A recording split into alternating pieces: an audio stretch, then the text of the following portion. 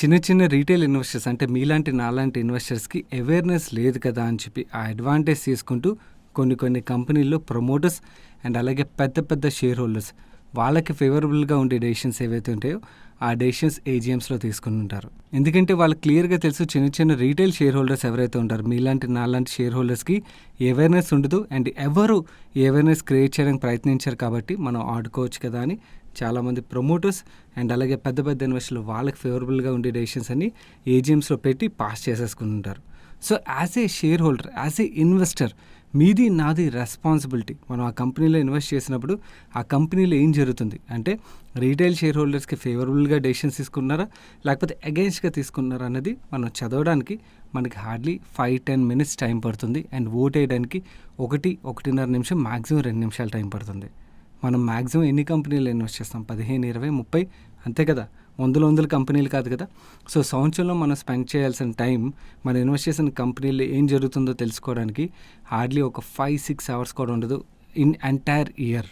So మీరందరూ request చేసిన విధంగా ఏదైనా కంపెనీ ఏజీఎంలో తీసుకునే డెసిషన్స్ కోసం ఈ ఓటింగ్ ప్రాసెస్ ఏదైతే ఉంటుందో ఆ ప్రాసెస్ని మనం ఎలా ఫాలో అవ్వాలో మీకు సింపుల్గా స్టెప్ బై స్టెప్ ఈరోజు వీడియోలో షార్ట్లో చూపిస్తాను. మీలో చాలామందికి మీరు ఇన్వెస్ట్ చేసిన కంపెనీస్ దగ్గర నుంచి ఏజీఎం అంటే annual general meeting notifications mails వచ్చే ఉంటాయి కదా. సో మీరు ఏదైనా కంపెనీ నుంచి రిసీవ్ చేసుకున్న ఏజీఎం మెయిల్ ఓపెన్ చేశారనుకోండి, ఇక్కడ నాకు సోనా కామ్స్టార్ నుంచి వచ్చిన మెయిల్ మీకు ఓపెన్ చేసి చూపిస్తున్నాను. ఈ ఈమెయిల్ నాకు ఎన్ఎస్డిఎల్ నుంచి వచ్చింది. మనకి ఈమెయిల్ ఎక్కడి నుంచి వచ్చిందో చూడడం ఇంపార్టెంట్. ఎన్ఎస్డిఎల్ నుంచే, సిడిఎస్ఎల్ నుంచే, లేదా KFintech or any other register దగ్గర నుంచి వచ్చిందో చూసుకోవాలి. ఇది ఎందుకు ఉపయోగపడుతుందో మన వీడియోలో ఫర్దర్గా వెళ్ళినప్పుడు మీకు అర్థమైపోతుంది ఈజీగా. మీరు ఈమెయిల్ని కిందకి ట్రాక్ చేశారనుకోండి, మీకు ఏజీఎం నోటీస్ పీడిఎఫ్ కనబడుతుంది. ఈ పీడిఎఫ్ మనం డౌన్లోడ్ చేసుకుంటే మనకు ఆ పీడిఎఫ్లో వీళ్ళు ఏజీఎంలో తీసుకుంటున్న డెసిషన్స్ ఏవైతే ఉంటాయో అవన్నీ క్లియర్గా మెన్షన్ చేస్తారు. మీరు ఈ పీడిఎఫ్ 15 పేజెస్ ఉన్నది కదా అని చెప్పి కంగారు పడకండి. ఈ 15 పేజెస్ మనం చదవాల్సిన అవసరం ఉండదు. బేసికల్ మీరు రెగ్యులర్గా చదువుతున్నారు అనుకోండి ఏజీఎం నోటీసులు, మీకే అర్థమైపోద్ది. మీరు చాలా పేజీలు స్కిప్ చేసేసి ముందుకు వెళ్ళిపోవచ్చు. మనం డీమ్యాట్ అకౌంట్ ఏ బ్రోకర్ దగ్గర అయితే ఓపెన్ చేస్తాం ఆ బ్రోకర్ ఏదో ఒక డిపాజిటరీ లైక్ సిడిఎస్ఎల్ కానీ ఎన్ఎస్డిఎల్తో కానీ టైఅప్ అయి ఉంటారు కదా. అండ్ మనం డీమ్యాట్ అకౌంట్ ఓపెన్ చేసినప్పుడే మనకి సిడిఎస్ఎల్ అకౌంట్ నెంబర్ కానీ ఎన్ఎస్డిఎల్ అకౌంట్ నెంబర్ కానీ మనకు వస్తుంది. మీ డీమ్యాట్ అకౌంట్ ఒకవేళ జీరోదా, అప్స్టాక్స్, ఏంజల్ బ్రోకింగ్ లాంటి బ్రోకర్స్ దగ్గర ఉన్నట్టయితే మీకు సిడిఎస్ఎల్ నుంచి అకౌంట్ నెంబర్ ఓపెన్ అయ్యి వచ్చి ఉంటుంది. అదే మీ demat account ICICI securities, Kotak securities లాంటి బ్రోకర్స్ దగ్గర ఓపెన్ చేసినట్టయితే మీకు ఎన్ఎస్డిఎల్ అకౌంట్ నెంబర్ వచ్చి ఉంటుంది. ఈ ఎన్ఎస్డిఎల్, సిడిఎస్ఎల్ అకౌంట్ నెంబర్స్ని మీరు ఈజీగా సెర్చ్ చేయొచ్చు. మీ మెయిల్లోని ఈ క్యాష్ అని సెర్చ్ చేశారనుకోండి, మీకు ఒక పీడిఎఫ్ వస్తుంది. ఆ పీడిఎఫ్లోని ఈ అకౌంట్ నెంబర్స్ అన్ని క్లియర్గా మెన్షన్ అయి ఉంటాయి. అండ్ అది కూడా సెర్చ్ చేయడం తెలియని వాళ్ళు ఉన్నట్టయితే మన ఛానల్లో ఐపీఓకి ఎలా ఆన్లైన్లో అప్లై చేయాలన్న వీడియోలోని ఈ సిడిఎస్ఎల్, ఎన్ఎస్డిఎల్, ఈ క్యాష్ స్టేట్మెంట్ ఎలా సెర్చ్ చేయాలో క్లియర్గా చూపించాను. ఆ వీడియోని ఎండ్ కార్డ్లో ఉంచుతాను. మీరు ఈ వీడియో చూసినట్టయితే మీకు అది అర్థమైపోతుంది. Simple process. ముందుగా చాలామంది డిపాజిటరీ అకౌంట్ సిడిఎస్ఎల్తో ఉంటాయి కాబట్టి సిడిఎస్ఎల్లో ప్రాసెస్ చూపిస్తాను. దాని తర్వాత ఎన్ఎస్డిఎల్ ప్రాసెస్ కూడా మీకు చూపిస్తాను. సిడిఎస్ఎల్ వెబ్సైట్ ఓపెన్ చేసిన తర్వాత మీరు లాగిన్ మీద క్లిక్ చేశారనుకోండి, మీకు ఇలా లాగిన్ పాపప్ ఓపెన్ అవుతుంది.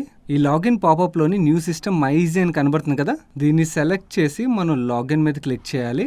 అప్పుడు మీకు ఈ కొత్త పేజ్ ఓపెన్ అవుతుంది. లాగిన్ అవ్వడానికి మీ దగ్గర ఒకవేళ సిడిఎస్ఎల్ లాగిన్ ఐడి పాస్వర్డ్ లేకపోతే తప్పకుండా క్రియేట్ చేసుకోవడానికి ప్రయత్నించండి. ఎందుకు ఇంపార్టెంట్ అంటే మీరు ఏదైనా బ్రోకర్ దగ్గర స్టాక్ కొన్న తర్వాత ఆ బ్రోకర్ ఆ స్టాక్ని తన పూల్ అకౌంట్లో ఉంచుకున్నాడా లేకపోతే మీ డిపాజిటరీ అకౌంట్కి ట్రాన్స్ఫర్ చేసాడా లేదో చెక్ చేసుకోవడం మీకు హెల్ప్ఫుల్ అవుతుంది. అండ్ ఇన్ఫాక్ట్ కార్వీ ఇష్యూలో చాలా మంది ఫేస్ చేసిన ఇబ్బంది ఇదే. వాళ్ళు షేర్స్ ఏవైతే కొన్నారో అవి పూల్ అకౌంట్లో ఉండిపోయి కార్వీ ఆ షేర్స్ని ఆ డిమాట్ అకౌంట్ హోల్డర్ యొక్క డిపాజిటరీ అకౌంట్కి ట్రాన్స్ఫర్ చేయలేదు. అందరికీ కాదు, కొంతమంది మాత్రం ఈ ప్రాబ్లం ఫేస్ చేశారు. సో అందుకని మనం ఏదైనా స్టాక్లో ఇన్వెస్ట్ చేసిన తర్వాత 3-4 వర్కింగ్ డేస్ తర్వాత మన డిపాజిటరీ అకౌంట్లోకి వచ్చిందో లేదో చెక్ చేసుకోవడం చాలా ఇంపార్టెంట్. మీ దగ్గర ఈ సిడిఎస్ఎల్, ఎన్ఎస్డిఎల్ లాగిన్ ఐడీస్ ఉన్నట్టయితే మీ డిపాజిటరీ అకౌంట్లో క్రెడిట్ అయ్యో లేదో మీరు చెక్ చేసుకోవడం మీకు హెల్ప్ఫుల్ అవుతుంది. ఆల్రెడీ మీ దగ్గర లాగిన్ ఐడీ, పాస్వర్డ్ ఉన్నట్టయితే ఆ డీటెయిల్స్ ఎంటర్ చేసి లాగిన్ మీద ప్రెస్ చేయండి. ఒకవేళ మీ దగ్గర లాగిన్ డీటెయిల్స్ లేని పక్షంలో రిజిస్టర్ చేసుకోండి. ఇక్కడ క్లిక్ చేసి చాలా ఈజీ, సింపుల్గా అయిపోతుంది రిజిస్ట్రేషన్. మనం మన లాగిన్ ఐడి, పాస్వర్డ్ ఇన్పుట్ చేసి లాగిన్ మీద ప్రెస్ చేసిన తర్వాత మనకి ఈ పేజ్ ఓపెన్ అవుతుంది. ఈ పేజ్లో మీ బీఓ ఐడి ఇలాంటి పర్సనల్ డీటెయిల్స్ ఉంటాయి. నేను సెక్యూరిటీ ఇష్యూస్ ఉంటాయి కాబట్టి ఆ సెన్సిటివ్ డేటాని మాస్క్ చేశాను. లాగిన్ అయిన తర్వాత మీరు అకౌంట్ డీటెయిల్స్ మీద క్లిక్ చేశారనుకోండి, మీరు హోల్డ్ చేసిన షేర్స్ యొక్క డీటెయిల్స్ అన్ని మీకు వస్తాయి. అండ్ ఇక్కడ ట్రాన్సాక్షన్ ట్యాబ్ మీద మీరు సెలెక్ట్ చేశారనుకోండి, మీరు కొని అమ్మిన షేర్స్ యొక్క డీటెయిల్స్ అన్ని వస్తాయి. అండ్ మీకు ఈ క్యాష్ ఏదైతే మెయిల్ రూపంలో వస్తుందో ఆ మెయిల్ కోసం మీరు వెయిట్ చేయగలదు. ఇక్కడ నుంచి డౌన్లోడ్ చేసేసుకోవచ్చు కావాలంటే. ఒకవేళ మీరు ఇవన్నీ ఎలా చెక్ చేయాలో తెలుసుకోవాలనుకున్నట్టయితే చెప్పండి, తర్వాత ఎప్పుడైనా డెమో రూపంలో చూపిస్తాను. ఈరోజు మన మేజర్ పాయింట్ ఈ ఓటింగ్ కదా, సో ఈ ఓటింగ్ పాయింట్లోకి వెళ్ళిపోదాం. ఈ ఓటింగ్ ట్యాబ్ మీద మనం క్లిక్ చేసిన తర్వాత మనకి ఇక్కడ ఒక ఫ్రెష్ పేజ్ ఓపెన్ అవుతుంది. ఈ పేజ్లో నో ఈ ఓటింగ్ ఈవెంట్స్ అవైలబుల్ అని చూపిస్తుంది కదా.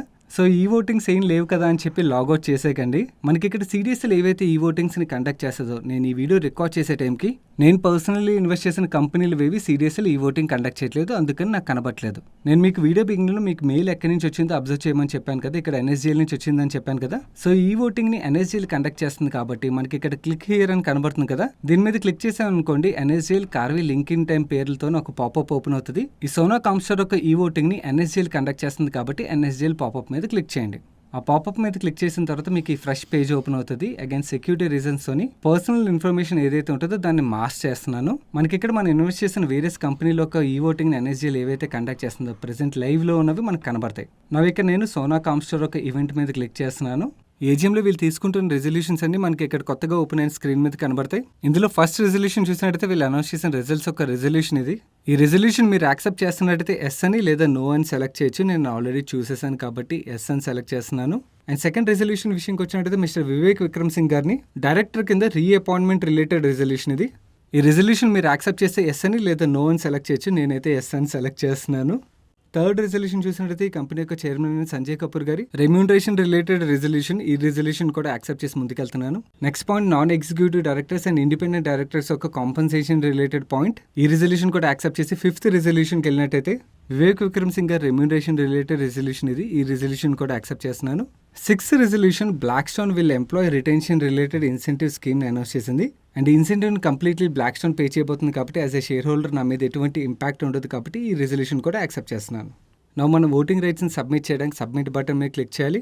మనం ఏవైతే రెజల్యూషన్స్ కోడ్ చేసామో ఆ ఓట్స్ అన్ని కనబడతాయి. కింద కన్ఫర్మేషన్ బటన్ మీద క్లిక్ చేసి కన్ఫర్మ్ చేయాలి. కన్ఫర్మ్ చేయగానే ఓట్ క్యాస్టెడ్ సక్సెస్ఫుల్లీ అని చెప్పి మనకు ఒక పేజ్ ఓపెన్ అవుతుంది. ఇక్కడ ఓకే మీద ప్రెస్ చేస్తే మళ్ళీ అగైన్ హోమ్ పేజ్లోకి వెళ్తాం. ఇక చూడండి సోనా బిఎల్డబ్ల్యూ కలర్ గ్రీన్ కలర్లోకి మారిపోయింది కదా. సో మనం ఈ ఓటింగ్ రైట్స్లో పార్టిసిపేట్ చేసినట్టుగా మిగిలిన కంపెనీస్ ఏవైతే వాటిలో పార్టిసిపేట్ చేసిన తర్వాత వాటి కలర్ కూడా మారిపోతుంది. ఈ డెమో ద్వారా మీరు ఇన్వెస్ట్ చేసిన స్టాక్ ఒక ఓటింగ్ రైట్స్లో ఎలా పార్టిసిపేట్ చేయాలో తెలుసుకున్నారు కదా. నా ఒక రిక్వెస్ట్ ఏంటంటే మీ ఫ్రెండ్స్ అండ్ ఫ్యామిలీ మెంబర్స్లో ఎవరైతే డైరెక్ట్గా ఈక్విటీస్లో ఇన్వెస్ట్ చేస్తూ వాళ్ళ ఓట్ని ఎలా క్యాష్ చేయాలో తెలియదు వాళ్ళకి అవేర్నెస్ అయితే మీ తరపు నుంచి క్రియేట్ చేయడానికి ప్రయత్నించండి. అదే మీ డిపాజిటరీ అకౌంట్ ఎన్ఎస్జిఎల్ దగ్గర ఉన్నట్టయితే evoting.nsgl.com అన్న వెబ్సైట్ని ఓపెన్ చేయండి. ఇక్కడ share holders and members login ఉన్నది కదా, దీని మీద క్లిక్ చేయండి. మీకు ఈ లాగిన్ పేజ్ ఓపెన్ అవుతుంది. మీ దగ్గర లాగిన్ డీటెయిల్స్ లేనప్పుడు ఈ ఫర్గెట్ యూజర్ ఐడి పాస్వర్డ్ మీద క్లిక్ చేయండి. దాని తర్వాత మీరు రీసెర్చ్ చేసేసుకోవచ్చు. రీసెర్చ్ చేసి మీ user ID verification code and పాస్వర్డ్ని ఇన్పుట్ చేసి లాగిన్ చేసిన తర్వాత మీకు ఈ పేజ్ ఓపెన్ అవుతుంది. ఈ పేజ్లో మీ డిపిఐడి క్లయింట్ ఐడి ఇవన్నీ కనబడతాయి. నేను ప్రీవియస్లీ యాక్టివ్గా యూజ్ చేసే డిమాట్ అకౌంట్ కోటక్ సెక్యూరిటీస్ దగ్గర ఉన్నది. ఆ కోటక్ సెక్యూరిటీస్ ద్వారా వచ్చిన ఎన్ఎస్జిఎల్ అకౌంట్ ఇది.